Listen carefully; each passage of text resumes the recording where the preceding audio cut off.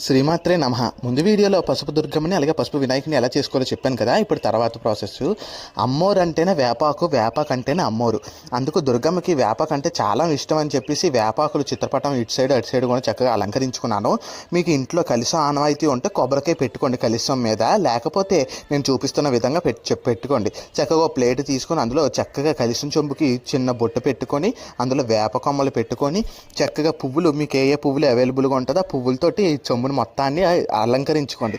ఎంత బాగా అలంకరించుకుంటే అమ్మవారిని అంత అలంకరించినట్టు అనమాట. ఎందుకంటే అమ్మవారు అలంకరణ ప్రీతురాలు కదా, అందుకనమాట. సాక్షాత్తు కలిసం అంటేనే సాక్షాత్ అమ్మవారి స్వరూపంగా మీరు భావించి పూజ చేసుకోండి 9 రోజులున.